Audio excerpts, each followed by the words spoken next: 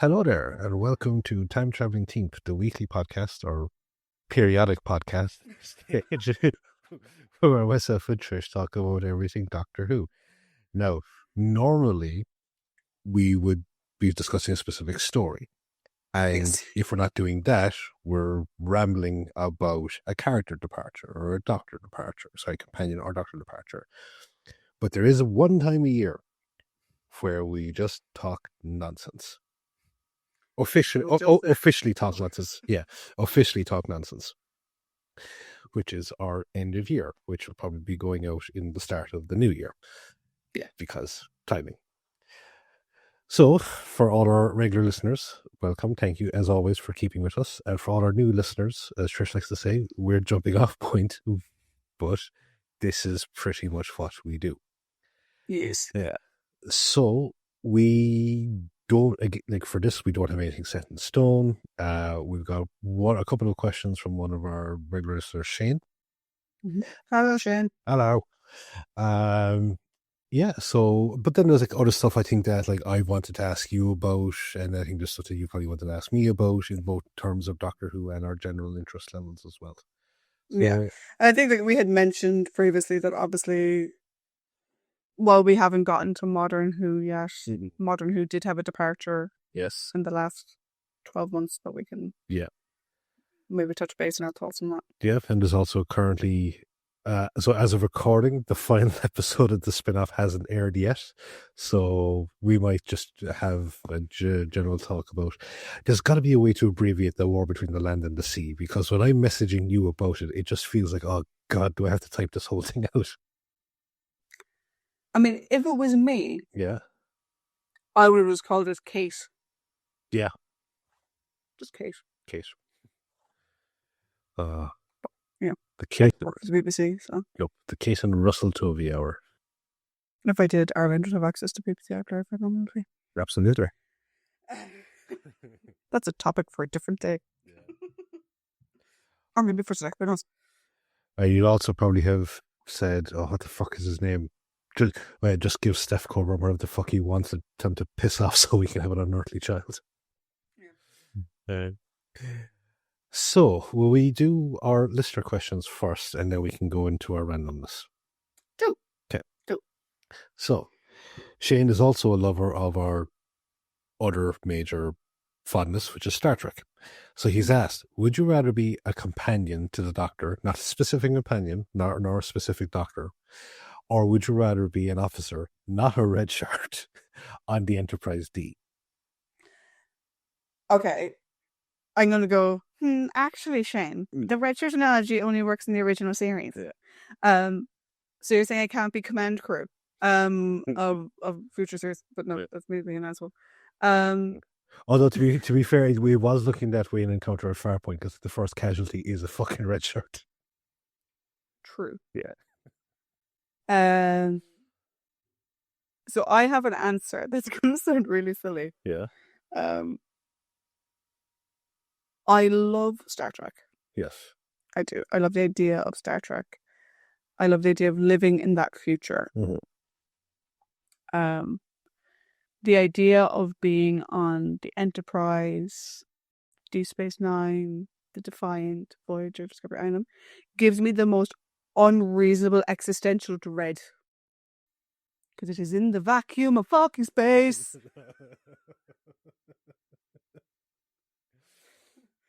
Oh. Actually, sorry. He did say that we could expand beyond the Enterprise D. He goes, you can expand the Enterprise D to be your preferred starship, but I know no one wants to be on the Voyager. No, the science behind Star Trek, the Gene's vision behind Star Trek, all of that I absolutely love. Mm-hmm. The existential dread of flying through space is slightly disconcerting. Like, I think like if I ever like randomly appeared on the Enterprise, like, oh, these are your quarters, I think I'd have to sleep in a cupboard. Because the idea of sleeping with those huge fuck off windows is like, oh look, it's space. Oh look, it's space. It's very different. Also, like, I think I'll be a bit sort of like Bones and the whole idea of the teleporter probably giving me the heebie-jeebies. Again, existential dread. So I would probably go companion because the TARDIS lands on planets and it has an energy field that you would not just get absorbed into the emptiness of space. Well, also isn't like the second Star Trek or J.J. Abrams one, like isn't like I can barely remember the movie now, but like isn't there a bit like where the Enterprise is in a volcano? I don't know. I didn't watch the I watched the first J.J. Abrams, and no offense to those who liked it, I didn't. Yeah. I didn't like J.J. Abrams. And stuff. But yeah, so mine would be Doctor Who companion, because then I can visit Star Trek Land. I can visit those utopias. Or I can just live in a TARDIS in Mellow and Yep. just what life. Exotic Mallow. TARDIS. Yeah. Do, How about you? the existential dread thing, I've only ever felt that with one other franchise, and that is the 2003 version of Battlestar Galactica, because they don't have void shields, they don't have deflector shields, which is most of the like Star Trek, Star Wars, Stargate, anything that has a star as the precursing or the first word, they all have like these deflector shields, which like in the event of a rupture, the seal is there to prevent the inevitable blowout into the vacuum of space. That doesn't happen in Battlestar. I think it's even in the miniseries, isn't there like they have reinforced hulls. Yeah. They have multi-layered hulls. But like isn't it's in the actual miniseries where like doesn't Ty have to make the decision to seal off the bulkheads and like 33 people die? And your chief is like kind of fucking raging at him. Yeah, there is also a weird thing about Battlestar that never made sense to me, was that they don't have force field like shields. Like you couldn't have the scene from First Contact where Picard takes Lillian and there's a hole in the side of the fucking ship. Yeah. And it's whatever. You couldn't have that in Battlestar. And yet, the Vipers just fly in and land. Oh yeah, because like there's nothing, there's no seal within the. No. So I don't like. I get taking off because they're in the tubes. Yeah. So the tubes are obviously closed. Yeah. And that's an airtight seal. Yeah. So is it a case of like that? But like once you see that, like that recycled footage of the landing, is the whole thing that the blaster was closed down and then the ground people crews come out, but like I don't know. Yeah, I have to watch. Yeah. I have to watch that series again. One thing I do have to say though is just in relation to the second part of that, where it's like no one wants to be on the Voyager. I am like one of the best jokes I've heard in a long time, because myself, I'm friends with Shane. We're also friends with another guy called Sean, and we're all big Simpsons fans. And I had said I do not want to be on a ship with fucking Tom Paris. And No. Sean, tying into our wonderful mutual love of Simpsons, said nobody ever says Tom Italy, which was just chef's kiss of a joke. Sean, so if you're listening, that was fucking wonderful. I think I'm kind of similar to you. One, I don't know if I'd want to be on the Enterprise. Well, because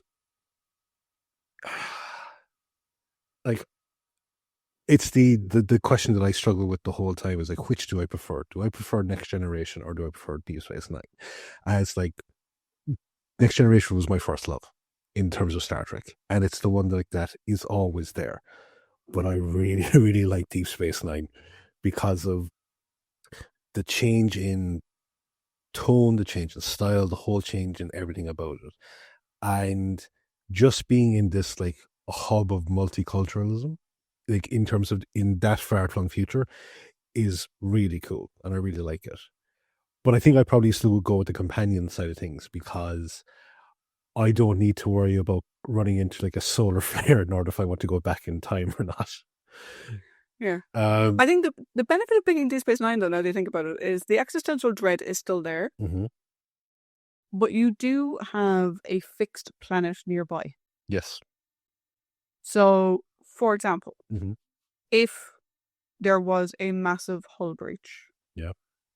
and You just fall down. so there's a massive hull breach, and power is failing, Mm-hmm. and life support is failing, Mm-hmm. and eventually it's just going to cut out, and any remaining air is going to get sucked into them. Bajor is there, and they can send help. Mm-hmm. Because you're not moving in the vast emptiness between star systems. Yep. On Deep Space Nine. Or you. However, as a civilian, I maybe just Starfleet San Francisco. There's no San Francisco in the future. Or You're fucking Cisco's dad making you lunch, and or you come up with this. you could be a fair weather denizen and beg the prophets to open their sky temple to let you into it. Yeah, no, they're weird. I wouldn't want to go in. Yeah. But no, I agree with you. I would not want to be on. If I would pick like which, if assuming that I was different enough in this reality where the existential dread that also ties into my existential dread of deep water. Yeah. In case I was wondering. If I magically didn't have that, Mm-hmm. Enterprise NX-01, Enterprise Original Series, Enterprise D, D Space Nine, Voyager, Cerritos, or Discovery, Mm-hmm. I probably would go with the Enterprise D. If I was a civilian, Mm. I probably would go with the Enterprise D. Mm-hmm. Because it's just a cruise ship. It's a cruise ship in space. Yeah. With a competent crew. No offense, Mariner. Yeah. And not Tom Paris. Yeah. Pretty much. It doesn't have Tom Paris. Yep. There we go. There are no leches to a creepy degree on the Enterprise. Yeah. Yeah, no, that's a fair call. Yeah. But yeah. Mm-hmm. What's next? Okay. Is there other than Doctor Who, what is one science fiction franchise you would each recommend that people may be less familiar with? It doesn't have to be a TV show, book, comic, or movie. It could be whatever. Which most science fiction franchises are within those mediums. So I don't know what he meant by that last part. But is there any other science fiction franchise that he would recommend that people, as a mainstream, may not be familiar with? As a franchise, I think one that doesn't get enough love is Farscape. I love Farscape. It's Muppets in space, but like not Muppet babies in space. Yeah. I think I've seen like half the first season, but that was years ago. So good. It's so good. It's so good. Claudia Black is fantastic. Ben Browder, that's the role that defined him, and I think everything else has kind of been a bit of a diluted version of it. The puppetry in it is phenomenal.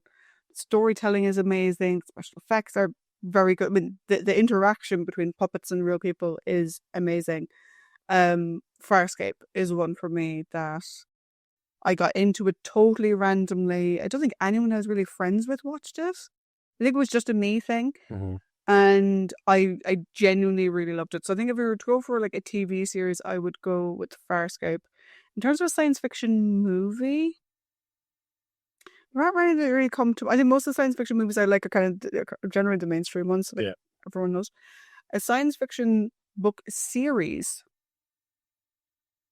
or a science fiction author I'd recommend is A.G. Riddle. I have an entire shelf of his books right there. I understand. No one else can see that. You could see that. I understand his. I think it's the punctuation I was thinking caught me out. It doesn't have to be a TV show. It can be a book or a comic or a movie. Yeah. Yeah.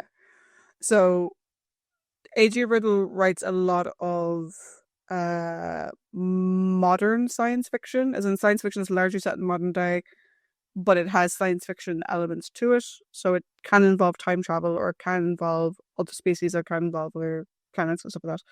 I don't know if he is a scientist or if he was a scientist or he wants to be.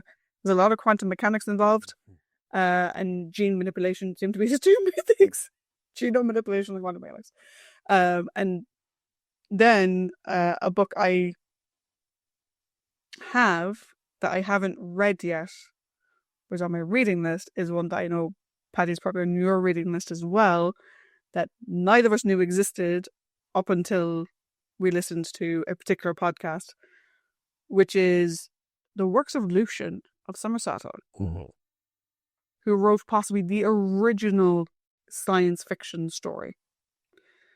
And I have it over there somewhere.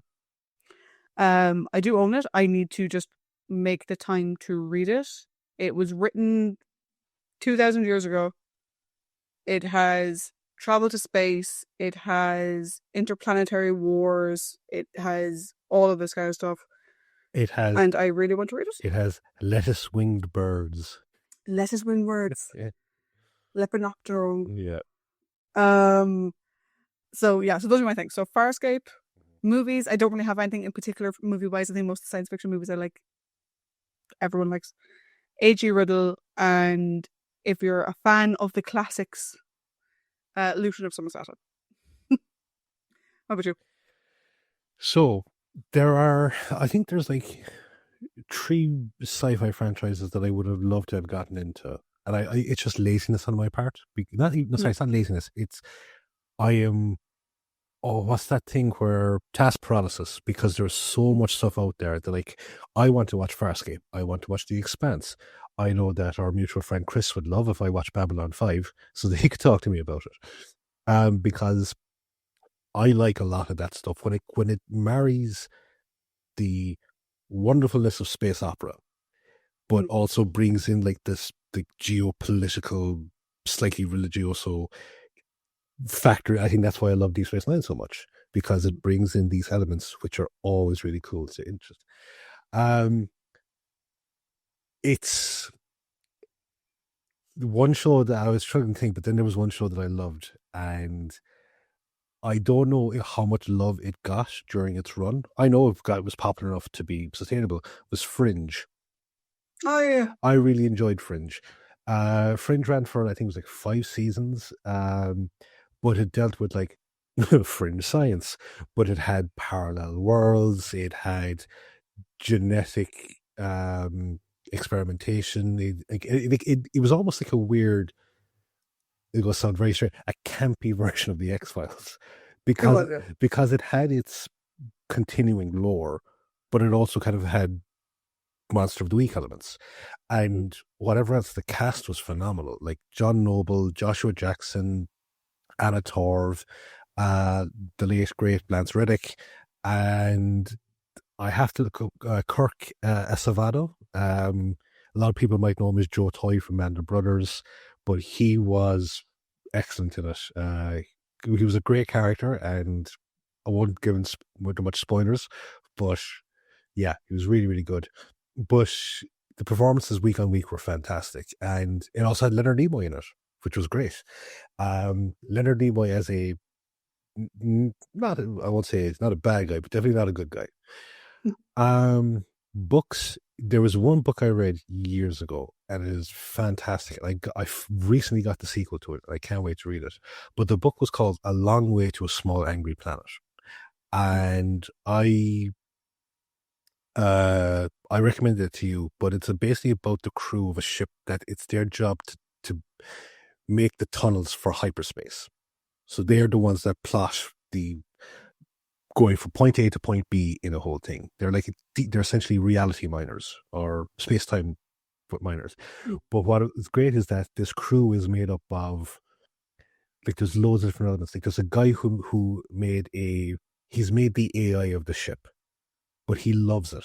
Like, he has fallen in love with the AI he has created, and he is trying to make it an actual physical person, which is against the law in this society. There's also one character who is part of like a technocratic society where, like, basically like cybernetic augmentations was actually a way of life. It's part of like a commune type thing. So essentially they're like Borg hippies almost, if I remember correctly. But like there's like one or two bog standard humans in it, but one of them is like, she's kind of like the main protagonist. Everyone has a level of protagonism in this story, but she's the main one. But she's like finding out about herself, and it explores the whole things of not only like same-sex relationships, but interspecies same-sex relationships. And there's like one character that is he's the ship's doctor, but he comes from a planet where all medical thing was done towards military science, and he's such a jolly person, but he has a dark past, and it's like trying to marry those two. Fantastic reading. Becky Chambers is the name of the writer. Small Way to Long. It's part of a thing called the Wayfarer series, but the first book absolutely was fantastic. In terms of movies, I watched it again recently, and it's so good, but its science fiction horror is Event Horizon, because it's essentially like a Warhammer movie, because it deals with what happened. Like, everyone talks about the whole thing of like, oh, interstellar travel and like faster than light travel and this type of thing, and there's always the thing of, oh, you're tearing a hole in the fabric of reality. It's like, what's in that place between places type thing, So fantastic. Again, great movie, fantastic cast. Lawrence Fishburne, Jolie Richardson, Jason Isaacs, Sean Pertwee. Highly recommended to anyone that watches it. And in comics, I remember reading Transmetropolitan, which again is like, it's a journalist based in like the year 3000, where it's like, he's like just like the cynical, schlocky newspaper journalist where a new religion is born every 12 and a half minutes. There's one issue of the comic where he just watches TV for 24-hour cycle, and like there's this great recurring joke where he keeps coming across an infomercial for anti-gravity sneakers, and then about 2/3 of the way into the issue, he gets a thing of them delivered because he's fallen for the infomercial. So yeah, Transmetropolitan it was really good. So yeah, those are the science fiction recommendations that I would have. Cool. Very good. There's one that I'm going to mention that I would say if you can pick it up secondhand. And I know for a lot of people this would have been a staple of their childhood. It wasn't for me. I'd never heard of it until I was an adult. It was actually Ender's Game. The reason I say pick it up secondhand is because Orson Scott Card is a very problematic individual. But Ender's Game and Ender's Shadow in particular, the Ender's quadrilogy of books stand on their own. Then there's Ender's Shadow, which is Reparo. But Ender's Game on its own, the film was a bit shit. But the book was very good. And Ender's Shadow is a very good book. There is a lot of things in there that are slightly problematic to modern audiences. But I did really enjoy them. I do go back and reread them once every 2 years. But if we're doing conscious consumerism, maybe go for secondhand. Or get it from a library. Yeah. Library works too. Cool. Does he have another question? No, that was it. Okay. Now, I have a question for you. Okay. So, we are both big fans of Mr. Rick Riordan. Yes. And his mythoverse, shall I say. Mm-hmm. I am also a big fan of Philip Pullman, and you have read some Philip Pullman yourself. Mm-hmm. If you got to pick, would you rather have a parental or sponsored deity, a la Percy Jackson, Magnus Chase, or the Kane siblings, or would you rather have a demon, a la Philip Pullman? That is a tough question. Because, okay, presumably with sponsored parent, I would get the bells and whistles, which is an affinity for that person's particular power. Yes, similar to the Kane siblings. Okay, yeah, okay, cool. And it means you get to keep your own parents if you went to a godly sponsor rather than an actual godly. I just want to replace. Yeah, like so for example, if just say like if my godly parent was Hephaestus, I would be actually good at DIY. But then your dad wouldn't be your dad because your dad would be Hephaestus. Um, I'll come back to that.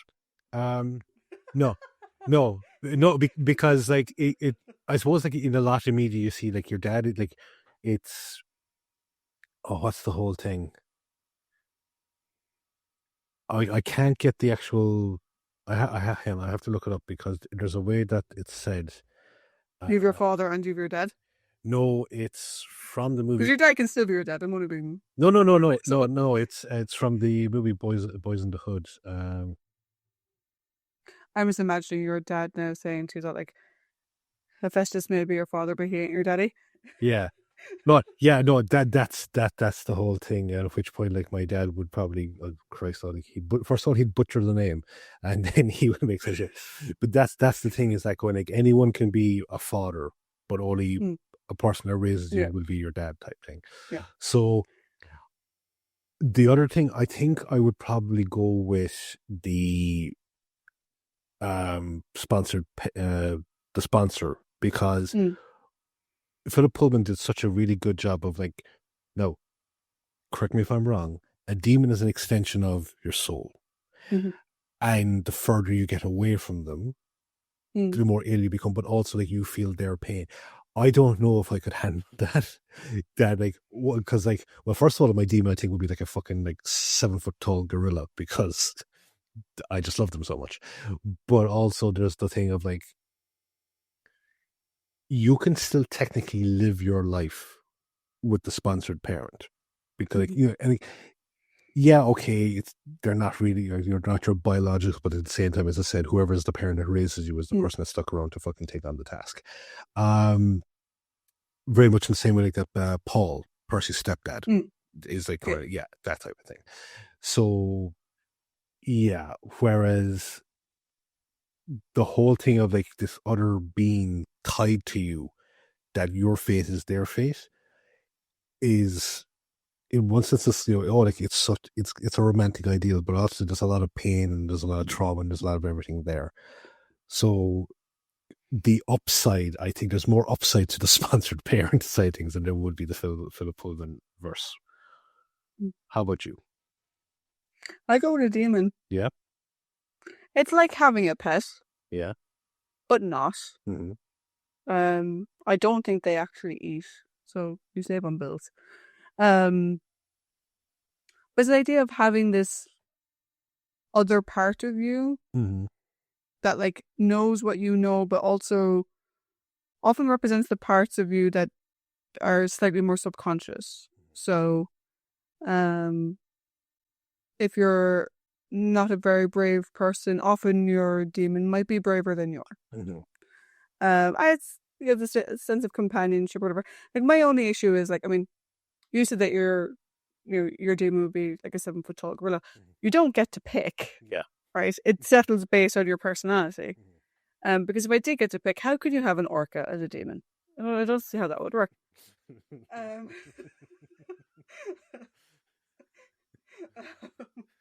So I would go with whatever fate offered me for it. But yeah, no, I think I'd go with the also, like, you can have a demon and just be a normal person. Do you know? It just means that you've this other companion always with you. Whereas if you have a godly sponsor, be that a godly parent or a deity sponsor, there's quests, there's expectation, there's the high chance of death at a young age. Do you know? Yeah. I'd rather have a extension of myself in the form of a pet. It was going so well to you, but I should have asked that aspect of it because you just brought up parents. You didn't bring in the whole like, oh no, if you're a demigod, you have to fucking go on a quest. Fuck that. I'd actually no. We'll go with the fucking the Kane siblings because they just landed in shit. It's not expected of them to be. Sure. Yeah. Although I don't know which Egyptian god I'd like to have the powers of. You just want to hang out with TARDIS. Yeah. Or see if his Khonshu is actually just such as fucking narky as he actually, or psychotic as he's presented in Marvel. Oh gosh, all right, that was a good one. Mm. Any other questions that were burning in your mind? Uh, we should probably talk Doctor Who a little bit. Yes. So, Yeah. you and I Yes. saw Shooty's last story Yes. in the cinema. Mm-hmm. Now, that last story ran for a bit. Mm-hmm. What were your thoughts? I obviously know what they were, but for the sake of Yeah. the audience. Okay. Your thoughts? So let me paint you a picture. Mhm. I've often said that in the revival era of Doctor Who, the Russell T Davies era was by far my favorite. And I and outside of it being my favorite, I also think, personally speaking, it was the best in terms of the characters, the storylines, and while branching out into new things, still adhering to it in the lore and logic of the show. My rationale for the other people that will be coming along, Stephen Moffat, Chris Chibnall, that'll be down the line. And so then when I heard he was coming back, I was like, this is great. And I think it was either before his first season kicked off properly. Yeah, I think it was before that he did two shows. Now, I've only seen one of them, but he did a show called Years and Years, and then he also did a show called It's a Sin.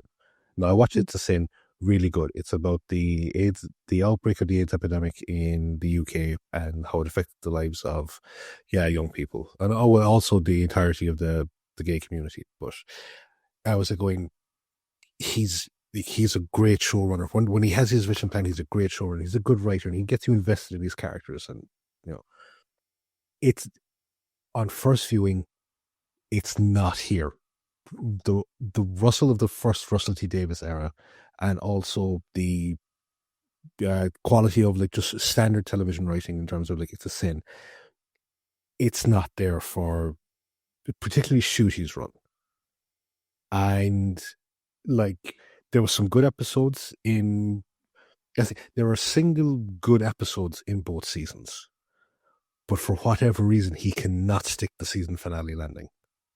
Both times, but like he brought back in Sutek, and like as like that revealed, the hairs on all of my body stood up, and I was going, "This is amazing." And then it just fucking splattered as a landing, and then you had this finale. No, I've been hearing a lot more reports lately of there wasn't the original plan, and there was a lot of issues surrounding shooting and scheduling, and some people are laying it at the feet of Shooty. A lot more people are laying it at the feet of Russell himself in terms of not being able to manage the people that he's cast and like not spinning the plates as well as he used to.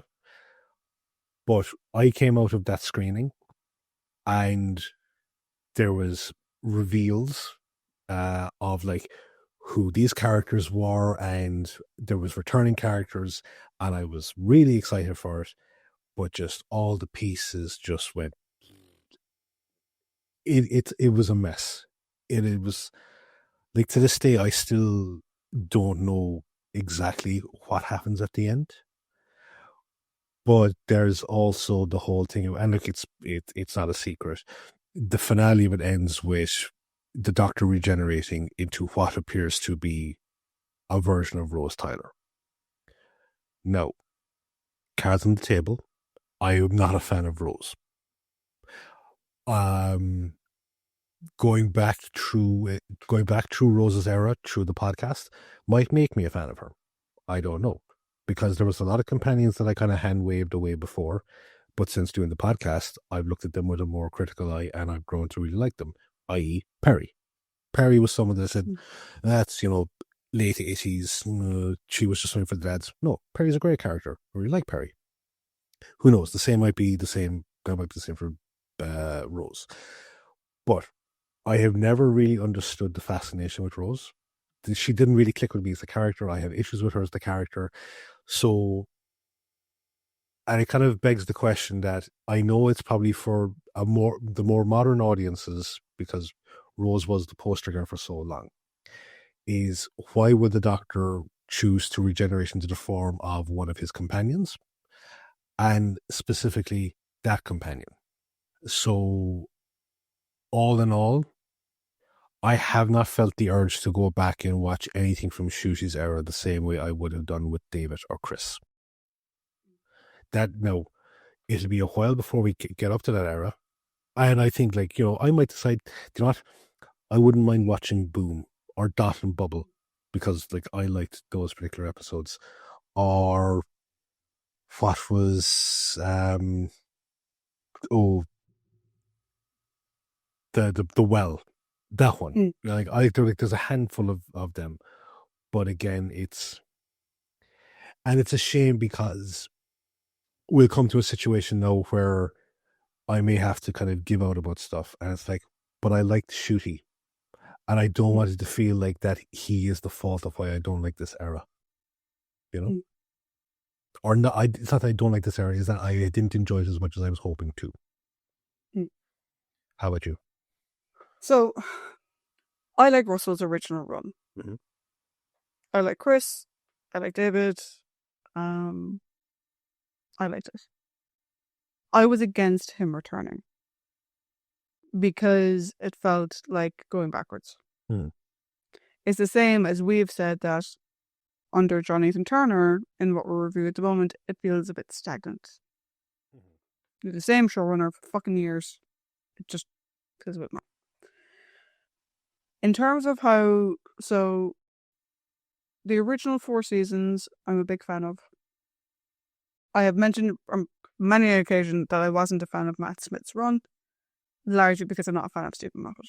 And Matt Smith and Capaldi, unfortunately, suffered from my viewing for that association. I really liked Jodie. I really liked Jodie's run. I really liked what Chris was doing, trying to ground it a bit more and have more of the human connection with the characters. I have gone back and watched several Jodie episodes. I've gone back and rewatched Flux. I've gone back and rewatched bits of it. When I heard Russell was coming back, I wasn't happy because I felt it was this sort of bounce back reaction by the BBC because a very vocal part of the Doctor Who fandom are fucking misogynists and don't like women. So they were shitty on Jodie's run without even watching the episodes, or without watching them the way they would have watched it if it was David, where they were analysing everything. Oh, that was great. Oh, that was a great callback or whatever. No. So I thought that was bad. I struggled with David coming back. I thought that was a fucking waste. I understood that Shooty was doing Barbie and so he wasn't available and blah, blah, blah, blah.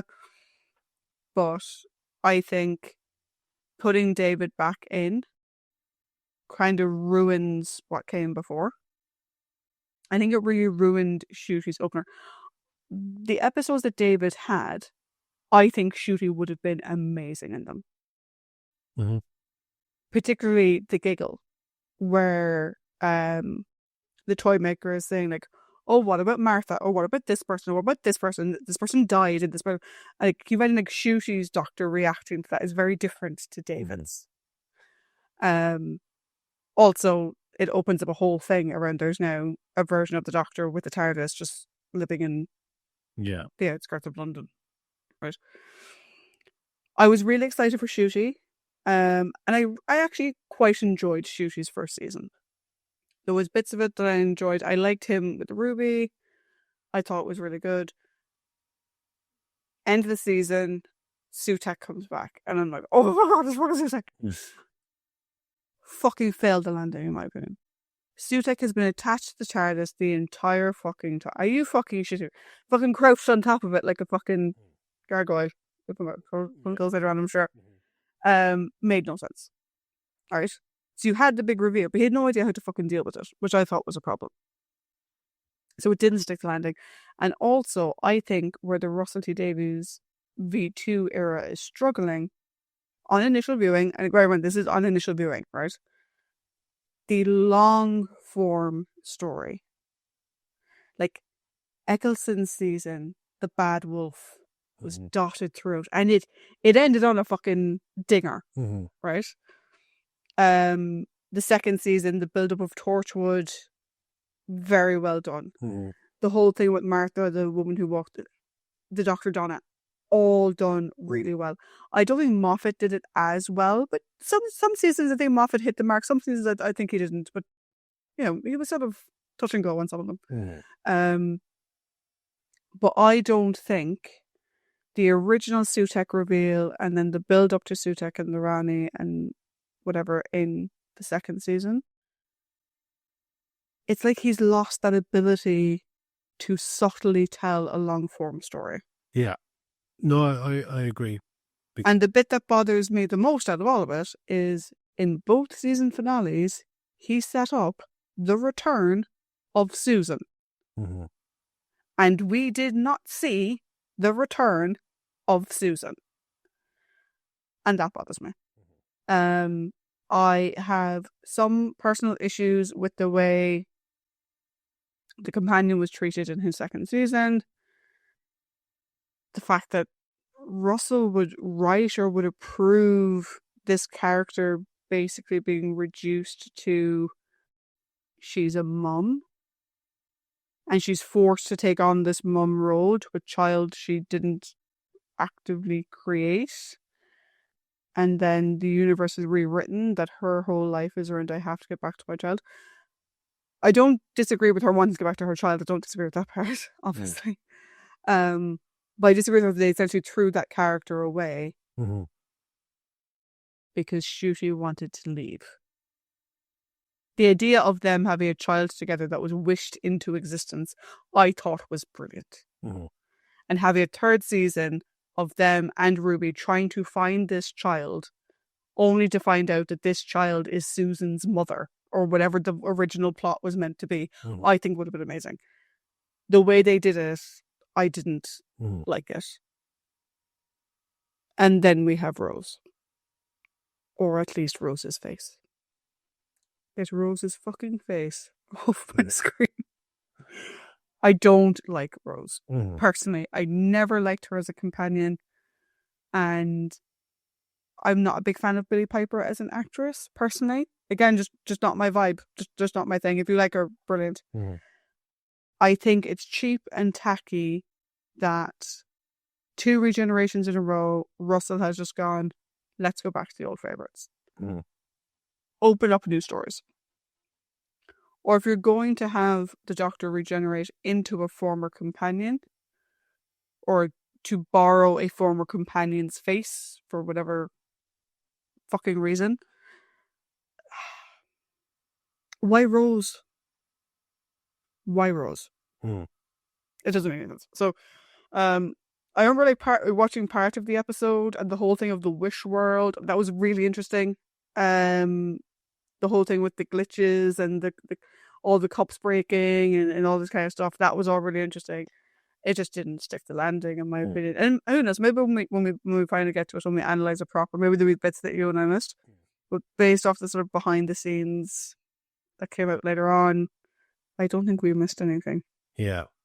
Like, just with the Rose face, like, it's like the Doctor himself gave out to Romana when Romana regenerated into Romana 2. And because he knows that Rose is still alive. Now, granted, she's in a different reality, but there's still the whole thing. And then there's the thing of like going, well, the Master was technically wearing Tremas's, suit in a sort of weird fucking, oh God. All that's coming into my head now is like, oh, I'm going to ruin it for you. I'm very sorry, but I have to say it. It's very Buffalo Bill-ish. Oh, yeah. Yeah. Would you fuck me? I'd fuck me type thing, Yeah. Yeah, and it's just like, this is the girl that like a lot of people like, okay, like 99% of like, I suppose the Doctor Who fan base will do the consensus of like 10 and Rose were in love, whatever. It's going, okay, fair enough. Well, I wasn't a fan of it, but fair enough. That's what's there. It is very creepy for the Doctor then to choose to wear her face as a... So now we are doing something that I give out about a lot of people. Like, we're like, no, I don't think we're giving out about it as such, but we're very kind of as like what's going on about it. And look, I'm sure there's some way he'll explain it. I don't know if it will necessarily hit with me because, again, I don't like Rose, but I'm willing to give it the benefit of the doubt. But my enthusiasm is low. Again, Yeah. personal preference. There was one other thing I didn't like about Russell's take on his second go, which is we have the return of Kate Lethbridge Stewart. Yeah. Who I love. And her relationship with that man. Yeah. Now, it was never said on the show that Kate was a lesbian, or that she was bi, or pan, or aro, or ace. It never was mentioned, right? If you watch the Downtime spin-off, unofficial spin-off movie from way back when, she had kids. We know this, right? But her relationship with that soldier came out of fucking nowhere. And because she's had such a good relationship with Osgood, I sort of felt, I was like, Russell, why are you taking a lesbian away from us? Yeah. Like, you don't need to give Kate a love life. You can let fans headcanon that she's a lesbian till the cows come home. But why are you definitively having her getting together with that man? But, see, this is an interesting thing now, right? Is that Russell he's done something very weird with casting, which kind of makes me raise my eyebrow. And I'd love to get your opinion on this, because I know you don't like to label yourself, but you were a member of the LGBTQIA plus community. Whereas I am hetero. No. He has often said that he does not agree with heterosexual actors playing homosexual parts. He would prefer. So, look, it's a very valid point to make, because, like, again, some people don't know the life experiences. It's the thing. So I can understand him making Kate heterosexual in that regards, because Gemma Redgrave isn't gay, so maybe he wants her to be straight. But one of his frequent collaborators is Russell Tovey, who is currently in Borderland of the Sea, and Russell was in Doctor Who previously as Midshipman Alonso Frame, and it's revealed later on that he's gay and gets into a tryst with Captain Jack. But now Russell is playing a straight character. And I was like, why not use your launching point to have him be, or at least to try and, I hate to say this, but it still needs to be a thing, to normalize a positive homosexual relationship on screen in a major television franchise. So, like, I'm just kind of like that was the thing that came into my head, going like, well, why are you doing it to her? Meanwhile, you have an actual gay actor. Why not put him into a gay relationship? If your whole thing is that, like, straight actors should not play gay roles, why would you not give the opportunity to a gay actor to play a gay role? So I'd love to get your thoughts on that.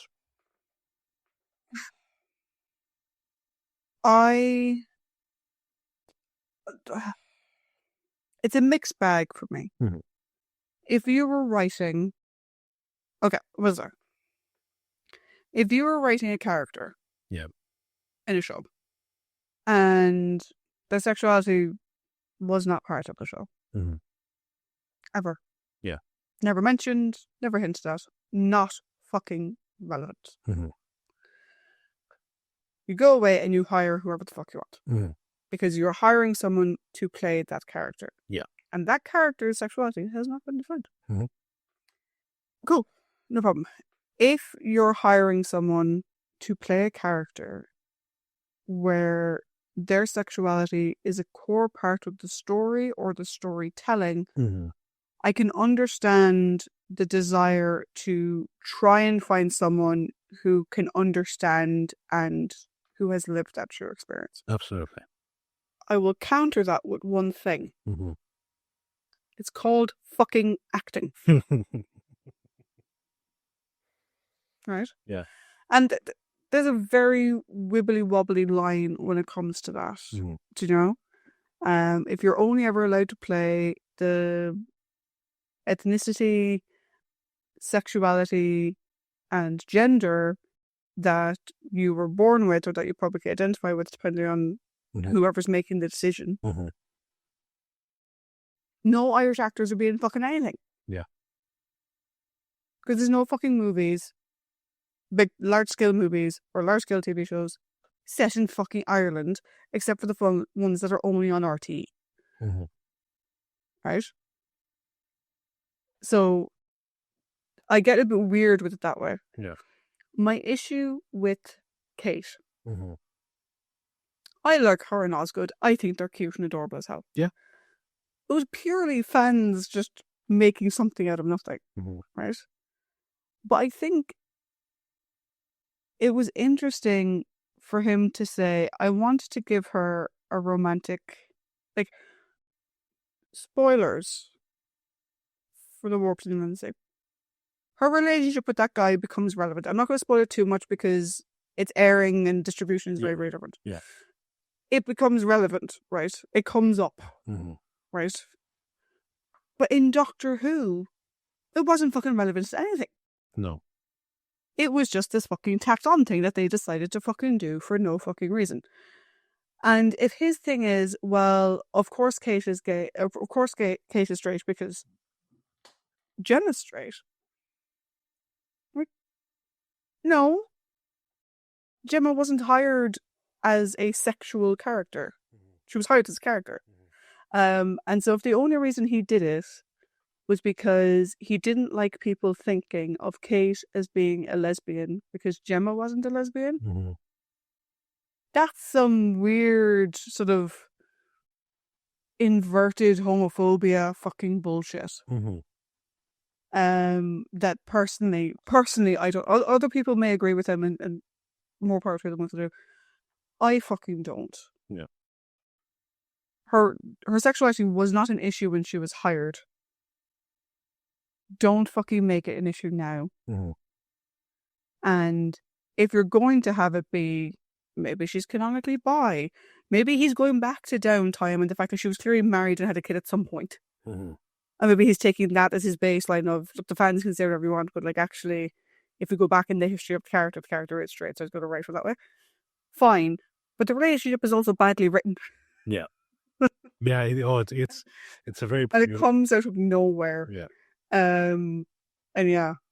No, I know, because like it's one of those things of where, like Christopher Biggins, again, was an Emperor Nero if you're going with the I Claudius system. Christopher Biggins didn't agree with it at all, and you know he is very, very proudly gay. But I know like it's a weird like discussion to have, and like some people would say like that it's not my place to have that discussion. But it was just a thing of where it's like there are certain roles there that where a character is just like a character, like in a movie or any franchise, the character is discovering their sexuality. I don't see the harm in having a straight actor play that role because that character is discovering their thing. No, I'm not saying I disagree with his thing like that. It's better for actors of said sexual orientation to play that role because they understand it a bit better. Absolutely. But like I agree to your point, it's like going, look, at the end of the day, it is also acting. Also, what the fuck does he know about her private life? Yeah, very true. You never know. Yeah. But no, like, I think when it comes to some things, and you and I have spoken about this before, like colorblind casting and all that kind of stuff, there are some things that I just abhorrently disagree with. Colin Farrell playing Alexander the Great. Yeah. No. Yeah. Why in the history of and the best thing is that like none of them could be asked to fucking learn Greek or Mediterranean accent, so they're all fucking speaking with faux Irish accents. Val Kilmer putting on an Irish accent, and it was just an excuse to hire fucking Mick Lally, Miley from Glenroe, so that he could get in the fucking thing. So that sort of thing where this is a historic character, I'd at least pick someone who has that in their ancestry, for fuck's sake. Yeah. Do you know what I mean? And when it comes to particularly gay and lesbian characters, again, if it's a part of the character that you're defining later because it wasn't relevant story-wise to define it earlier, define it based on the character that's been written to date. Don't define it and go, well, she clearly has to be straight because I've never seen her fuck a woman before, and I don't think she knows what that's about. But oddly enough, right, I don't think Vanessa or Gemma Redgrave has ever headed up a international military organization that fights aliens. Do you know? Yeah. I don't know that she's ever been in a relationship with a subordinate. Maybe she has. She's an actress, so maybe not. I don't know if her dad was ever turned into a Cyberman. Yeah. And yet somehow she manages to play it very well.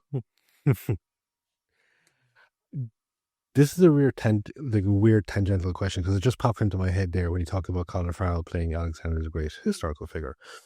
There was a movie about 10 years ago called Exodus, Gods and Kings.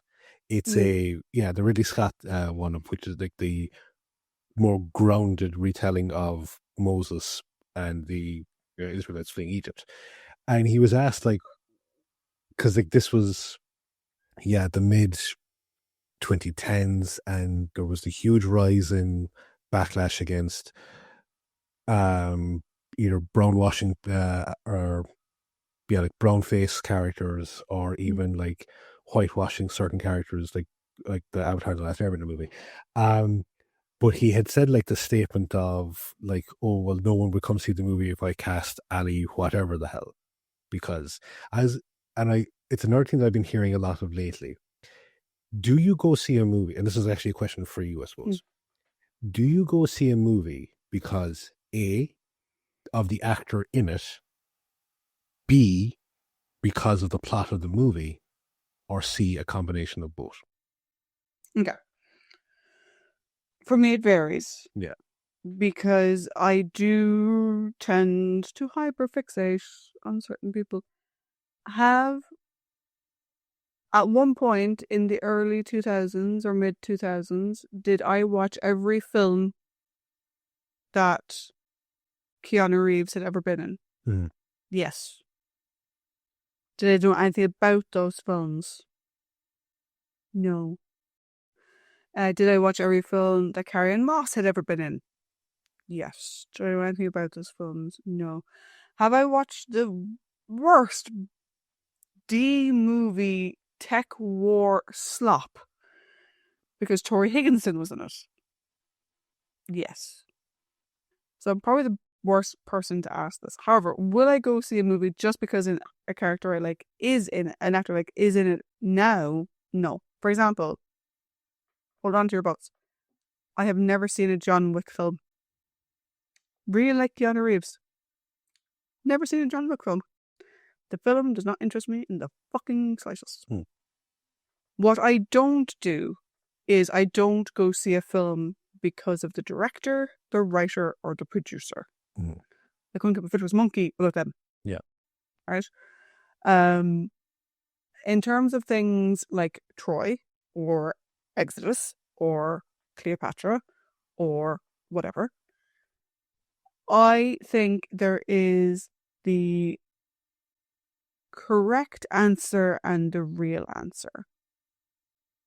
The correct answer is, where possible, you should be open to hiring people who can best play that role, and it would be nice if they looked the part and could claim to be somewhat related to the part, right?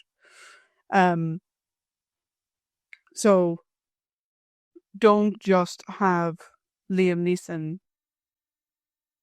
playing Zeus because he's on contract with the studio to make 2 more films because he made this other film. That I don't like. If, however, you saw a load of people, and even though Liam Neeson is not Greek, if he played the best Zeus in the room, and you go, oh, fuck it. Nah. I mean, it's Aslan, like, do you know what I mean? Yeah. It's Aslan is Zeus. Then yeah. But the other thing is, so that's the correct answer, is hold space. Make it an option. It's like the whole Dinklage thing with people with dwarfism, he's like, oh, we only ever get, it's so degrading being hired as elves and dwarves and Snow White. Yeah. You took the fucking paycheck when they put you in the film Elf. Mm-hmm. It was fucking fine for you then. Yet you're running your mouth and pissing off other colleagues of yours because they would have loved to have been Snow White, this multi-million-dollar Disney flick, and get them in with Disney execs so they can see what they act like. But because you fucking ran your mouth, Disney got scared. And so you'd weird fucking CG fucking whatever.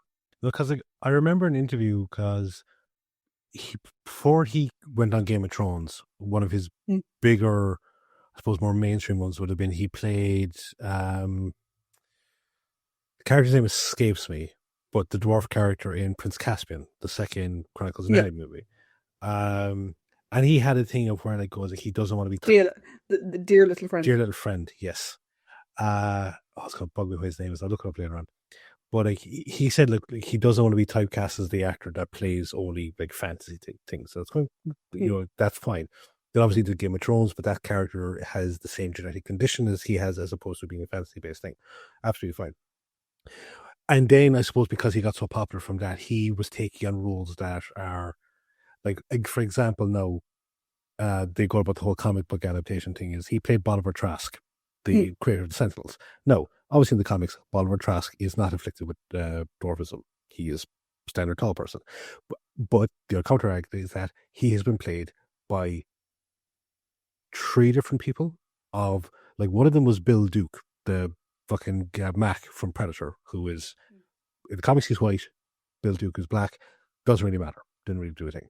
But no, like it was like, because he said that Disney got spooked. And like there is like, I know like dwarf performers and dwarf actors that do not like Disney at all. They don't like Disney, but they would have gladly taken the paycheck because it's a role for them. But like, I've seen, like, we've talked about this before. I think we've talked about it here now as well. Is that in the realm that we have found ourselves in, like podcasting, or what would you call it?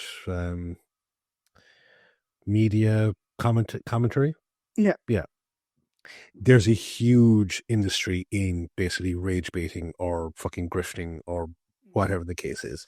And there are people out there that will just latch onto these points and use them as fucking dog whistles or buzzwords or anything like that to get people that are on the fence on these issues. And then they'll just say, like, the reason I think brought up the whole thing of like, why do you go see a movie, is there was a thing there where Simu Liu, the guy that plays Shang-Chi, kind of clapped back at Quentin Tarantino or something he said, and someone said, well, no one's going to see you, they're going to see the movie. Like, no one gives a fuck about you, you know? And then there was this thing of like, when, I don't think it was Sinners, but some other movie came out and people said, well, no one gives a fuck about the movie, they're just going to go see the actor because like, no one cares. It's going, which is it? Is it a thing is like there's no such thing as movie stars anymore, and we just like the stories, and actors should get over themselves because the age of the film star is gone? Or is it like, fuck it, the whole thing of, well, it doesn't really matter about the story, it doesn't really matter about the ending because like everyone's just so fixated on this person. And then there's the whole thing of like where, a lot of, I suppose, nerd movies, or like they're all based on existing IPs. It's very difficult to get like a unique project out there that isn't based on either a remake or a legacy or part of an overall franchise. And it's just over and over and over, you just keep seeing that this conversation coming up. And I'm like, you're the only person I trust to talk to about this on a fair, equitable thing that doesn't kind of like, there's no agenda behind it. We're not trying to sway people's opinions. We like having the conversation because, as you said, like it would be very easy for us to go down that avenue and shit on a character because it's popular to shit on that character. And we could find that pool of people that also don't like that person. They're like, oh yeah, let's fucking agree with them. It's like, so, no, this is our opinion, but please, by all means, research it for yourself. Yeah, like, to go back to the question of, comments being made, could you have made Clash of the Titans with Greek actors? Yes, you could. Hmm. Would it have made the money it did? The sad truth is no. No. Because the world of the movie star still exists. To answer your question, though, the reason why, and I've forgotten his name, the guy who played Shang-Chi, sorry. Similar. The reason why people can say to him, people aren't going to see you, they're going to see Shang-Chi. And the reason why people can say to Brie Larson, people aren't going to see you, they're going to see Miss Marvel. But the reason why people say to Brad Pitt, it doesn't matter what you're in, because I'll go see you anyway, is racism and misogyny. That's a definitive answer. Yeah. Is the time of the A-lister bringing in money coming to an end? For women, yes. For men, no. And specifically for white men, no. You could put Brad Pitt in the shittest fucking movie on the planet, and people still flock to see it because it's Brad Pitt. Even the likes of Meryl Streep and all them, it's not the same anymore as it was. And it's because of fucking grifters. Like, there's a YouTuber that I've watched for a very long time. I know you've recently gotten into him as well, which is the Birdman. Yeah. And he does a series, well, he has two series that I love. The first series that he does, that is what I'm going to do, is that he rags on CinemaSins. Because CinemaSins are fucking piece of shit. Right? And so he does everything wrong with CinemaSins reviews of movies and whatever. Where he basically says, you're lying to your audience. That's not a sin. That's plot. Learn to fucking read. But his other thing that he started doing the last year or so, I think, is exposing the grift. He particularly goes after one person, which is the critical drinker. I actually watched a video of his, 2 videos of his actually this week, about the new Supergirl movie. I've seen them both. And it's sort of, it brings this whole thing back up about what we would deem, and I'm sure a lot of them don't call themselves this, but we would deem to be toxic parts of the fandom. The sad fact of the matter is the vocal minority, in my opinion, but the vocal cohort of Doctor Who fans said, we fucking hate Jodie Whittaker, we fucking hate Chris Chibnall, this is shit, this isn't what it used to be. So they brought in Russell, and Russell went, here's David and here's the Dr. Donna. You liked them. Mm-hmm. As a gateway for him to put in Shooty. Had he gone straight from Jodie to Shooty, those fuckers would have dragged him to shit. And I wonder if because people didn't like Shooty's run for a variety of reasons, it's too political, he's too emotional, he cries all the time, what's with all the fucking racism shit? What's with this woman? Why is this thing there? Why is that in there? I wonder if he's using Rose as another fucking buffer. Quite possibly. To buy him some more time. Quite possibly. Because you know people are going to watch it. People who disengage from Shooty are going to watch it because it's Rose and it's the classic thing. Or that's what Russell thinks. I don't think he's going to get as many people watching it from that vocal pain in the ass fan part of the fandom. Because Rose wasn't what they liked. They liked David. Mm-hmm. He's a man. So yeah, I've kind of got a bit of my high horse here, but yeah, but no, misogyny and racism, like ultimate solution, misogyny and racism. But no, because like it's like, so for people listening, highly recommend check out the Birdman. It's TH3 Birdman. Yeah, that's how he spells it. And he's fantastic, like in terms of like he like says, look, he is no angel himself. He's always kind of pointed out his own foibles. But what he does is he just, with facts, refutes basically what they're saying. And there is, like, just, and I've seen, because, sometimes you go down, like, those dark rabbit holes, and I've watched, like, a few videos from the likes of The Critical Drinker, or RK Outpost, or That Star Wars Girl, or fucking Nerdrotic, or whoever. And it's, like, the stuff that they say is so easily disprovable. It is just so incredibly easy to disprove what they are saying as fact. But the problem is that you go down through those YouTube comments or go down through those social media comments. It's all, thanks for watching this so I don't have to. And that's the problem, is that they have weaponized a either disenfranchised or on the fence fan base. And they have convinced them that you don't need to watch this thing because I've watched it. Instead, you watch me give out about the thing that you won't watch, and therefore I get money. So and because I know that you're not going to check it out for yourself, I can say whatever the fuck I want. And it's like Critical Drinker made up a comment, made up a post by Isabella Merced, the girl that plays Hawkgirl in the new Superman movie.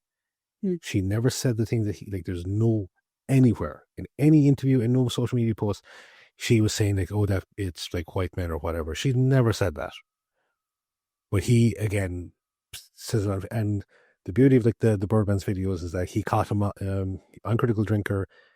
He was part of a live stream where he asked questions about the new Supergirl trailer because he didn't understand it, and it was explained to him. And then he posted a video later on making the exact same initial points he had made, that he was saying, well, that doesn't make sense, that's kind of stupid or whatever, despite the fact that he actually had been told on camera. Yeah. So that's why we always say when we're doing, bring it back to us for a second, and we'll move on to something a bit nicer now in a minute. Yeah. But that's why we always say, check everything out for yourself. Because this is our opinion, and we love the things that we love. We dislike the things that we dislike, or hate the things that we hate. But that's not to say you can't go and watch it and then come back to us with your points. We have a good discussion. Yeah. You know? Yeah. So no, you and I don't do it a whole lot because technically, we do share a lot of similar interests and a lot of similar viewpoints. But with our friend Vicky, there's stuff there. Like I remember before, she loves the movie Pacific Rim. I do not like that movie at all. I also love Big Trouble in China. She does not like it at all. And she loves Captain Shaw. I think he's an asshole. Yeah, there we go. Todd Stashwick, lovely. Yep. Character, asshole. Redemption, not earned. He is a prick. Yep. But apparently I watched it wrong. But there's one thing that is loosely related to Star Trek that I don't think you will be watching, Ron, and that is Trisha's recently started watching Gargoyles, the classic 90s cartoon series, which is tangentially related to Star Trek because it has several very main Star Trek actors as main voice characters in it. Jonathan Frakes, Marina Sirtis, Michael Dorn is there every so often. And then you also have Colin Meaney comes in once, Brent Spiner comes in a couple of times, Kate Mulgrew is there for a bit. So yeah, I think Avery Brooks is there too, I think. Yeah, so for context, I didn't just randomly decide I'm going to watch Gargoyles. Me and Paddy play a game, a trading card game that I've been collecting since it first launched, and Paddy recently called Lorcana. It's a Disney game. And in the latest set that came out, what, month and a half ago, 2 months ago? Just 1 month ago. Yeah. They introduced Gargoyles as playable character cards in the game. And I knew about Gargoyles because Paddy mentions it at least once a year in just general Trekkie competitions. And I vaguely recollected it from my childhood, but I used to get it confused with Mummies Alive. Different show. I don't know how. This is remembering if I got that confused, right? I used to also get Mummies Alive separately confused with Biker Mice from Mars. Okay. I think it's just that 90s Saturday TV show thing also most one. So Gargoyles come into the game. Paddy's practically wetting himself at the idea that he can have cards of Demona and Goliath and all of them. Even though he was there when we did our pre-release event, he didn't realise that there was a Cold Stone card until I told him the other week. And so one day I was randomly sat there scrolling through, having my dinner, going, what the fuck am I going to watch? And I was like, sure, fuck it, I'll turn it on anyway. And I'm now over halfway through season 2. I did have to look something up because I was like, ooh, are they going to do that? And I Googled it just to see if it did. Yeah. I'm thoroughly enjoying it. Mm-hmm. It is a very good show. It's actually a very good serialized show. Mm-hmm. Because you would think with cartoons, you could sort of pick them up wherever you want and watch the episodes there. You actually can't with Gargoyles. It's actually very well serialized. Yeah. And similar to X-Men in the 90s, it does little arcs, like the Avalon arc, whatever. But like, it has returning villains, it has like returning characters. It has like, they had a point in like early season 2 where Demona and Macbeth stole 3 key artifacts that apparently Goliath just never fucking noticed they were missing. And 4 episodes later, it came up, where did they take them and what? It had been 4 episodes, which for me was 2 days. I'd forgotten that these things were there. Never mind if you were watching these every week. And so it's very good at telling serialized storytelling. I mean, it also has, it has the greatest warriors of all time. They're a bit shit warriors, let's be honest, if you actually watch the action scenes. Oh, yeah. They throw and they rip open metal. That's really all they can do. And they can glide. Yeah. They can't fly. No, they glide. They glide. But I'm actually really enjoying it. I'm gutted that there's only 3 seasons. And from what I looked up online, there's actually only officially 2 seasons. Yeah. And the 3rd season is like a collection of individual stories that tangentially connect together, but they were done by a different animation house. So aren't technically considered canon. Yeah, it's like... bar the first episode of season 3, people do consider canon. It's weird. It's like Disney, I think, like, I can't remember the ins and outs of it, but basically Disney wanted to keep it going, even though I think the creators had wrapped it up. And it's very similar to what happened with the 90s X-Men cartoon. Because you gave me that amazing book next time on the X-Men, or previously on the X-Men, which, like, there was this belief that you couldn't tell serialized storytelling in cartoons because it would be difficult for the kids to get into it, or the kids don't have the attention span to pay attention to these bigger overarching stories, which is why if you go back and watch the first season of the X-Men, it is... And again, like with a lot of series like that, like generally their first seasons are very short. They're like only 13 episodes because they don't know if... So Gargoyles. Yeah, so. They don't know if they'll be picked up and renewed, whatever. So X-Men was, like, again, phenomenal hit in the 90s.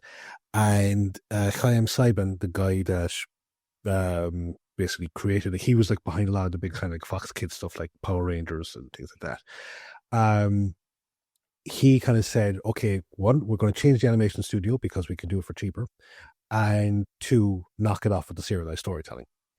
So they stuck their ground, the creators stuck their ground, and they said, look, no, we're not going to change the animation studios because we have a certain level of animation quality that people seem to like.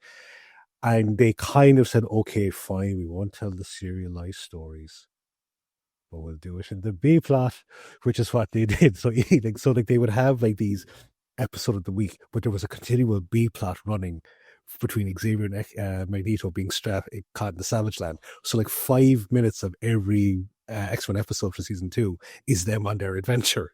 And that was the whole thing of like going, oh, I need to know what happens next. But at the end of it, they're going like the creators said like, oh yeah, look, we've got it planned out. Like I think it was like 64 episodes. We're done. But it was still popular. So they said, no, do more. So yeah, there's the big kind of thing of like where Xavier gets taken away by the Shi'ar, but they also fucked that up because they had to throw in like that after a load of other episodes after they did this big emotional climax with like fighting Apocalypse. And yeah, so kind of the same thing with Gargoyles, where like they had this thing of no, we're done, absolutely fine, here's the end of the story. I do believe that it's canonically continued in the comic books, which I haven't read yet. But because on Disney Plus they all just run together. Yeah.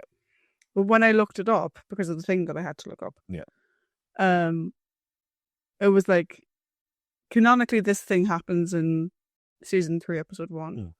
And then, because the other ones are all given names, like a tale, like Tales of Goliath this, or Tales of whatever.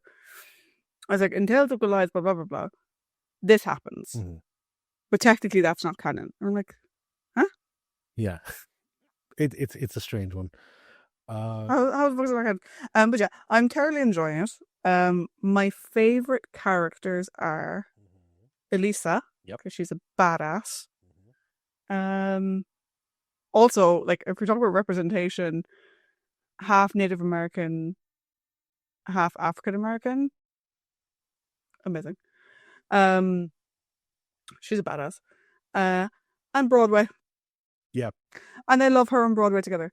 He just hangs out in her house on his own. Yeah. With none of the rest of them, because he likes to watch movies with her. Broadway is in one of my favorite episodes of Gargoyles, and there's another YouTube channel that I watch, Double Toasted, and they do a thing where they go back and they watch like from time to time single main like big episodes from all the cartoons, and I think it's Deadly Force, the one where unfortunately where he accidentally shoots Eliza with her own gun, which was a big thing when it first aired because it was taken out of syndication for a long time. Like, they wouldn't show it on television because it's him playing with her gun after watching a Western, and he accidentally shoots her, and then he gets this visceral hatred for gun violence. Like, he nearly beats a gangster to death for owning a gun. And I think, I can't remember, I haven't seen it now in a while, but he tries to pull a gun on someone, and Broadway nearly beats him to death. And Goliath has to stop him. And I love the visual of him and Goliath turning to stone at the hospital where Eliza is. So yeah, Broadway is one of my, I'd say, three favorite of the Manhattan Clan Gargoyles. Can you guess who the other two are? Hudson. Yeah. Is it Hudson and Bronx? Yeah. Bronx is basically a dog. Bronx is basically a big dog. Like, he doesn't fly. He has to, and it's just like, he doesn't talk. He doesn't talk. He's voiced by the amazing Frank Welker. Yeah, and it's. But I also love, like, Hudson is brilliant because Hudson is voiced by the amazing Ed Asner, who did J. Jonah Jameson in the 90s Spider-Man cartoon, but is also Santa Claus in Elf. And he's also Carl in Up. Yeah. I like Hudson. Something that surprised me about it. So, my proper introduction to Gargoyles, like I said, was Lorcana. I'm going through the cards. And Hudson's card in Lorcana, his card art is him perusing books and scrolls. Only for me to find out that Hudson can't read. Yeah. He can't. I'm like, why did you pick that as his... Like, he learns to read, which is lovely. Him and Robbie learned to read as writers. Why did you pick that as his fucking artwork? But Hudson's a weird one because he's the only one that carries a weapon. He carries like a short, curved blade. He's also the only one that wears armor. The rest of them just all wear loincloths. Because he's old. Yeah. He hurt his eye. Also, you can tell that they were really doing their best to like work within the constraints of the budget in the first 5 episodes, because in the first few episodes, there's a lot of gargoyles. And some of them are essentially just the existing guys with 1 or 2 little bits added on. Like, there's another red gargoyle that looks like Brooklyn, but has tusks. The exact same. And there's one that looks like Broadway, but has a mohawk. It's just, yeah. Because clearly they're trying to get the expansion plan. But I'm really enjoying it. I do find it interesting that obviously it was a Disney property even when it was first being made. At least it dresses up as Disney princesses. So there's a Halloween episode where herself and Goliath went as Beauty and the Beast. And they come across this other character or whatever, and Elisa then takes off. So she's wearing like the iconic yellow bell dress, and she takes off the skirt part, and you just have Elisa in basically like pantyhose. like, but like stockings, Yeah. and whatever. And I'm like, Jesus, this what the fuck? So yeah, they are setting up a relationship. I say setting up. The show aired in the 90s. I'm very late to the party. They're setting up a relationship between Goliath, who is a gargoyle, and Elisa, who is a human. And I love the fact that, to the point where I'm at now, they have not admitted feelings for each other or anything. But they just very naturally behave like a couple. Yeah. Like the way he walks with his arm around her shoulder, and they just naturally lean into each other, and she just very casually hops into his arms when they need to fly anywhere. I'm like, you're so casual. Yeah. Like, there's just so much about this show that I love. It's like, one, like the voice cast is fantastic. Like Keith David is Goliath, and that man is just, I love him pretty much in every movie that I've ever seen him in. But also his voice acting is just amazing, because he has done Albert Anderson from Mass Effect. He has done Spawn from the Spawn TV series. He's also the president in Rick and Morty, and he's fucking hilarious in it because he's just unfiltered. But like, if you take a look at some of the guest cast, like John Rhys Davis is in it as Macbeth, and that's great. Jonathan Frakes is David Xanatos, and there's a thing late. I think it's maybe Lorcana fans have been getting into the show again, but it was like when he first appears, he says, "Oh, you know, if you pay a man enough, he'll walk barefoot for you into hell." And people will be saying like, "Yeah, you think this is some amazing like Shakespeare quote?" No, it's from a fucking 90s Disney cartoon. But it was like, I think it's the maturity of the show, the themes of the show, the voice acting, the animation, the whole lot of it. It's like the 90s was a great time for cartoons. Yeah. Like, it does have some 90s and just cartoon in general turn off your brain. For example, Stone by Daylight is the whole concept, right? Yeah. During the day, they turn to stone. Yeah. And they look like stone gargoyles. Right? As soon as the sun goes down, which is if they can see it or not,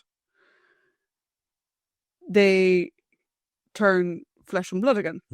But the way they do this is the stone cracks, epidermis bursts off of them, and they are reborn because they heal while they're doing this. They are, which I don't think Lorcana has built in, by the way. They heal while they're doing it, and they burst forth with a big roar, and then they are flesh and blood. Their current hidey hole is a clock tower on top of a police station. Yep. Their previous hidey hole was a castle on top of a skyscraper. So they burst forth, and we see the animatic of all the stone falling. Yeah.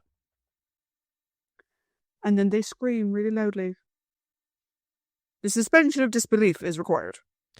I think the counter argument to that is it's New York. True. But rocks repeatedly falling on your head as you leave the police station at the end of your shift. Day after day after day. You'd think you'd go upstairs. Yeah, take a look at it. Also, the police station isn't that high. No. And, like, see, it made sense when they were on top of the skyscraper that they could change into their gargoyle selves and no one would know because no one can see that high. The police station is like 4 floors in New York, the land of skyscrapers. It's like, I can imagine, like, the person who lives in, like, the apartments across the road going, gargoyles are there, gargoyles are gone, gargoyles are there, gargoyles are gone, gargoyles are there, gargoyles are gone. That one used to be over there. Is that the fucking skinny cop just picking them up and moving them around? Whatever. Point is, I'm loving it. I think it's really good. Another program I am watching, I think you may have started or maybe you haven't. Not yet. Is season 2 of Percy Jackson and the Olympians. And season 2 of Percy Jackson and the Olympians, I'm actually going to circle it back around to Doctor Who a little bit. Yes. But just about fandom in general, because we were talking about like Marvel and adaptation and Supergirl, whatever. So, canon, reinterpretations of canon through different medium. Percy Jackson and the Olympians is a TV series on Disney Plus. Percy Jackson and the Olympians, the book series, was previously adapted into 2 films: Percy Jackson the Lightning Thief and Percy Jackson Sea of the Monsters, both of which are generally panned by Percy Jackson book fans because they aged the characters up. They didn't follow the basics of Greek mythology at all. They changed major things from the books. It was a whole thing. When Percy Jackson and the Olympians, the TV show, was announced, Uncle Rick, as people tend to refer to him, so Rick Riordan, made a promise to fans that it would be a faithful adaptation of the books, with some, obviously, necessary things for like length or whatever. Certain book fans are quite mad because it is not so much of a faithful adaptation of the book.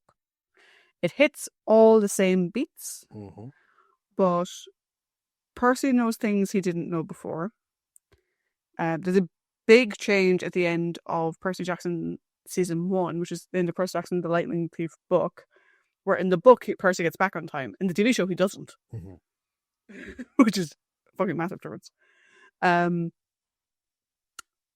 There's also Sally Jackson, Percy's mother, is being given more of a role. I'm not going to spoil the opening of Season 2 for you, but I think you'll be a little bit surprised how the first episode goes. Okay. It does not match the book. I was going to tell you that. It's good. I liked it, but whatever. What do you think about source material being changed through adaptation by the person who fucking wrote the source material in the first place? We're not talking about Peter Jackson and his million-hour version of The Hobbit, right? Yeah. That's different. What do you think of someone who created the property, adapting it and changing it? See, I don't think of Peter Jackson when that question comes up. I think of George Lucas. And his whole, like, you know, I know there's a thing, and if it's happening, we're fucking going to see it, is apparently in 2027, there will be a theatrical re-release of the original. Yes. If it's coming to Ireland, we're going to see it because that is the only Star Wars film I have not seen in a film theatre. We went to see Return of the Jedi. I fucking loved it. Would have preferred if it was the normal version without the fucking Hayden Christensen ending, but blah, blah, blah, blah, blah. But his thing was, I remember George Lucas kind of saying that the special edition is my true vision. And it's like, okay, if your true vision was that Greedo shoots first, why have Han shoot first in the movie, in the original theatrical thing? Because then we're told who Han Solo is. He is fucking, I won't say ruthless, but he's not like, you know, the fucking dapper all in white cowboy type thing. Like he's an outlaw. And everything, his whole arc then for the next 3 films is great to watch. If he's just a bog standard kind of honorable rogue, it kind of changes him fundamentally. I don't know if he's as, no, as a, like, it'd be interesting to see it as an adult versus as a kid. Because as a kid, the fact that he's, you know, gives no shits, fucking shoots the guy before he shoots him, it was kind of cool. If it's the honorable rogue, it's been kind of fucking done to death, and I don't know if he's as interesting then. But that's just me. So when a writer changes something, when they themselves change the source material to go into the adaptation, I want to know the reason why. Why do you feel it is necessary to change? Is it like, okay, are you changing the core fundamental nature of a character? Why not just give them that way in the first place? Like, if your understanding of the character has changed over time, then you're still writing new material. Write that change into the new material and make it make sense because it is your world. You're not working within someone else's wheelhouse. You could make it within your world. So I think generally I'm not a fan of it because my questions are always, why didn't you do it in the first place? So what do you think of the changes that were made in Percy Jackson Season 1?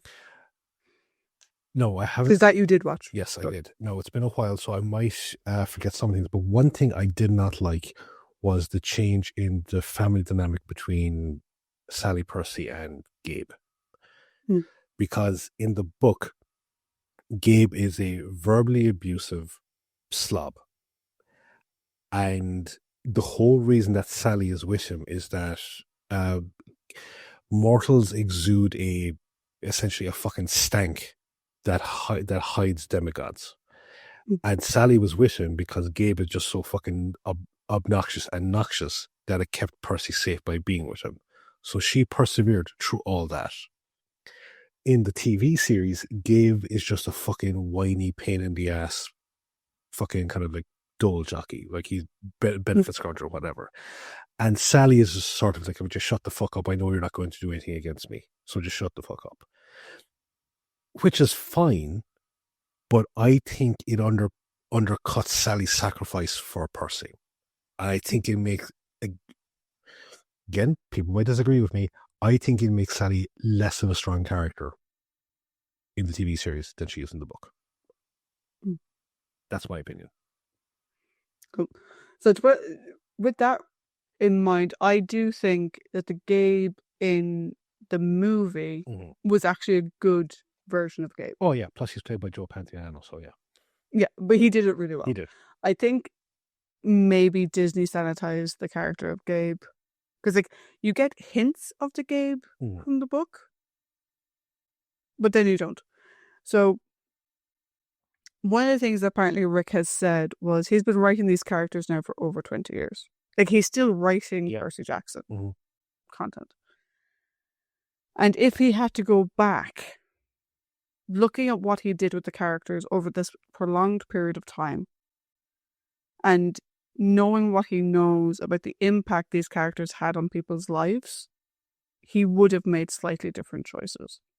One is having Sally be more proactive in protecting Percy, or at least in educating Percy. So in season 1, Percy knows the story of Medusa because Sally took him to see the sculpture of Perseus holding the head of Medusa and basically said, is she really a monster, or was she someone who was attacked and who was penalized for that and whatever? And there's a couple of other things that were changed that Rick has kind of said the core message is still the same. The core journey is still the same and whatever. But a part of it is just because it makes more sense on TV to do XYZ. It just, whatever. It's the same reason why in Harry Potter, SPEW wouldn't do it. And they had to cut Peeves because it just doesn't work sometimes on screen. He's made some more changes in season 2 where I think it's trying to showcase what a good demigod parent looks like. Which is like, because like, going through the books, we all love Sally in the books. Yeah. Right? But the Sally that we see in Trials of Apollo, where Apollo loves her. Do you know what I mean? Like, everyone loves her. I don't think in the early Percy Jackson books, I don't think they really set that up in quite the same way as we do when we return to her later. I think he's trying to fix that. I personally am enjoying it. It's a bit startling because like I sat down to watch episode and I was like, oh, we're going to get this scene. And like, oh, okay. We're going somewhere different. But because it also goes back into Doctor Who and, you know, changes made to characters, changes made to canon. Circling back around to what we were saying about Kate, was it canon? Was it not? Like, interpretation and stuff. Because it's interesting how it divides fans. And at the end of the day, it is Rick's world. He created it. He has learned a lot in the last 20 years. How he wants to represent women may have changed in the last 20 years. How he wants to represent mothers may have changed. I'm not going to spoil it for you, but like Annabeth has a really good scene in either episode 1 or start of episode 2. It's really good. It's a really good Annabeth and Percy scene.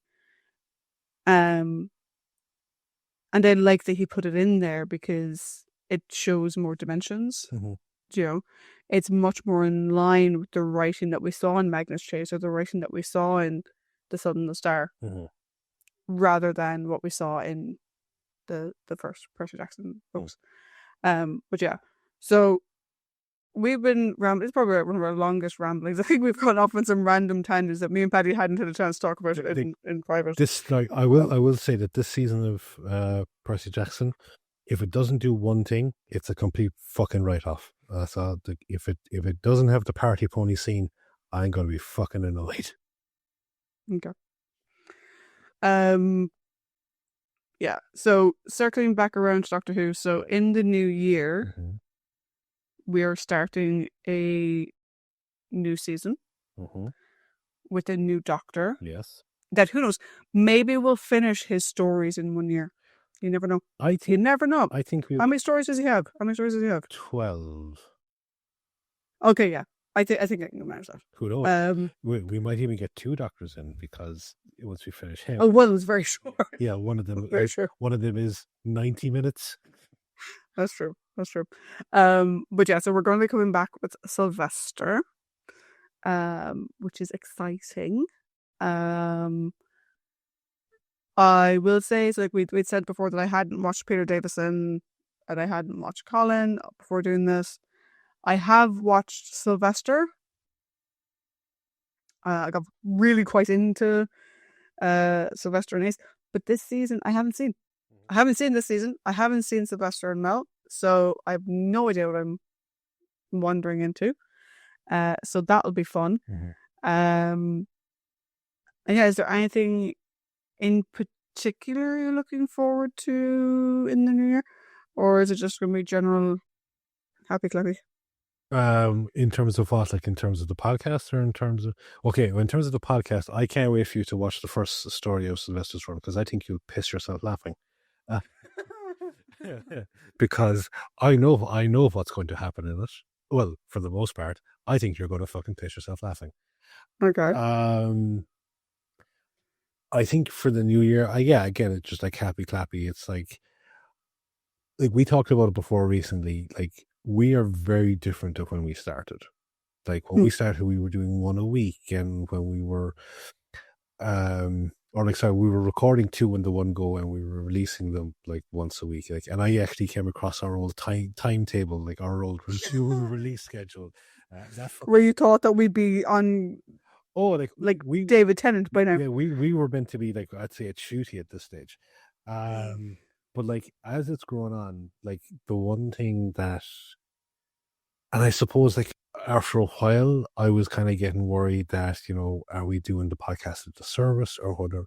But I think the constant kind of affirmation from some of our more regular listeners, and even, look, if people listen to it, great. If they don't, I'm just loving hanging out with you doing this, So that's like, so long as we still enjoy doing this, I don't care if it's 1 or 100 people listen to us.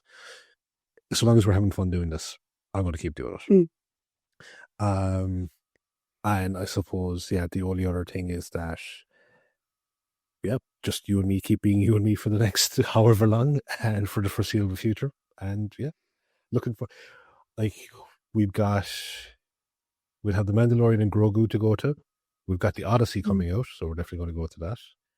There's probably about a handful of other dozen movies or stuff like that we'll probably hang out for. And how about you? Yeah, I think I'm looking forward to Sylvester and Mel, because I find Mel really interesting. I knew nothing about Mel before this, so looking forward to that. I am looking forward to us maybe having a more stable schedule. I say this, right? Full disclosure, right? I've said this before. The fact that this has taken so long for us to get here is predominantly my fault. All right? In terms of who deferred and who said I can't, not tonight, or not this week, or I'm not in the mood, or I'm busy. That was predominantly me, right? I'd say of the 40 times we deferred doing it, once, Paddy, because he was sick. And the rest of it was me, right? And there's a variety of reasons that I've gotten into. The fucking cheek of me says, you dare you do so. But now that I'm in my own place, it's a little bit easier for me. I know that we're not too fucking Peter Davison, and I actually fucking like what we're watching. This is a big benefit. So I'm hoping we can get back to a somewhat normal schedule. I will say that our last 3 episodes in this one will essentially drop one a week. So we did Colin. Ultimate Foe this week and Perry next week, and then Colin, and then this. So these will run fairly quickly back to back to back. And then my hope is that we can at least get back to every 2 weeks. Yeah. And then we'll see. I think we may have burned ourselves out a bit early on by trying to do, particularly you. Let's face it, Paddy does a lot of the heavy lifting in terms of prep. Originally, I did a lot of the heavy lifting in terms of the editing afterwards. I then started making him do it. Because he breathes really loudly. Yeah. And I was getting sick of thinking about doing a podcast, right? Unless you're going to pay someone to edit for you, which is what my sister does, right? She pays someone else to do it for her. You need to be comfortable listening to the sound of your own voice. And I'm not. But I want us to get back into doing 2 drops a month. Ideally. I'd mentioned to potentially change it up for other things when we get into the shorter form stories, and we'll talk about that when the time comes. I want to I do want the podcast to grow. Yeah. But again, I don't really mind if it doesn't. If I have a quick look, because I haven't actually. Do you know what I'm going to do? Well, we have about 5 minutes, because then I think I'll be late to a mission log after dark thing. So I am going to go to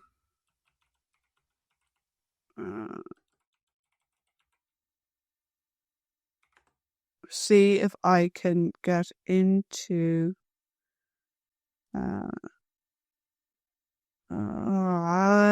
Spotify for podcasters is what I want.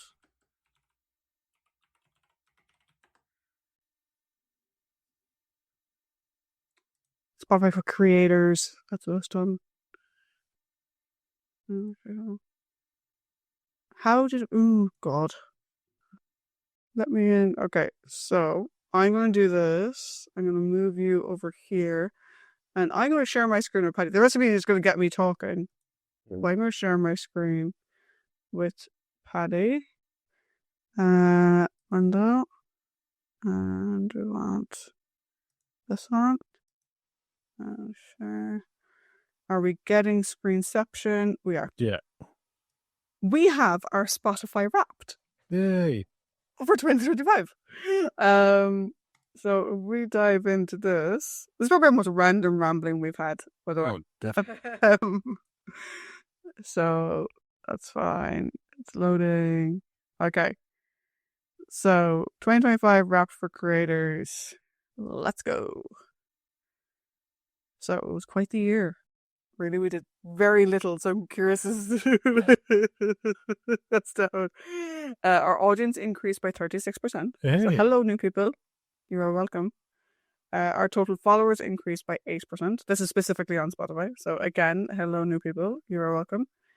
And our total listening time increased by 2%. Yay. Yay. Which gives that we've put out less hours. Yeah. I'm actually going to take as one. So let's continue down. And then one episode that rose above the rest. Okay. 133% more playback than our average episode with our rambling of K9 and Company, which isn't from this year. It's from 2 years ago. Yeah. I like that though. I like that it shows the content is somewhat evergreen. So that's great. We are 5 countries: Australia, Canada, UK, Ireland, and the United States. I think Australia might be a conglomerate of Australia and New Zealand. I think that's Paul. Yeah. Hi, Paul. Spotify speaking internationally, though you're both separate entities. Yeah. Either that or Paul listens to something other on Spotify. Some of the top artists that our fans listen to are the Beatles, Derek Fain, Jorge Rivera Havans, Bach, and Bon Jovi. Nice. Audiobooks that people like: The Do-Over, Doctor Who Planet of Fire, The Lost Bookshop, Fascism. Jesus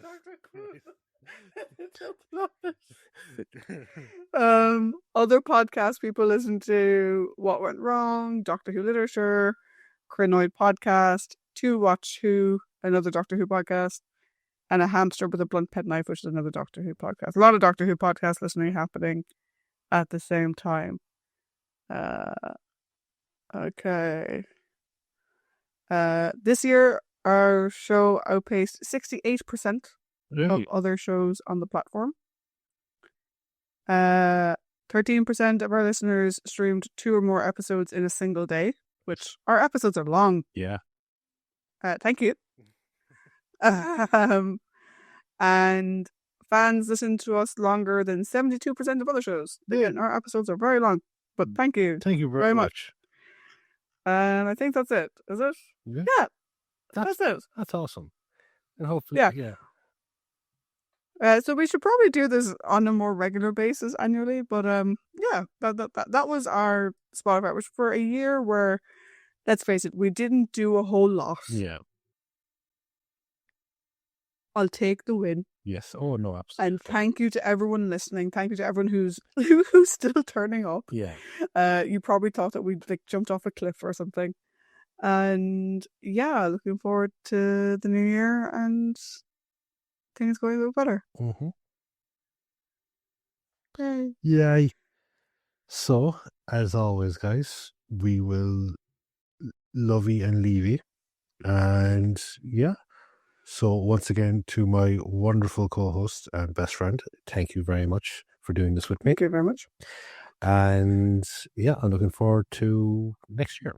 So until then, guys, bye. Bye.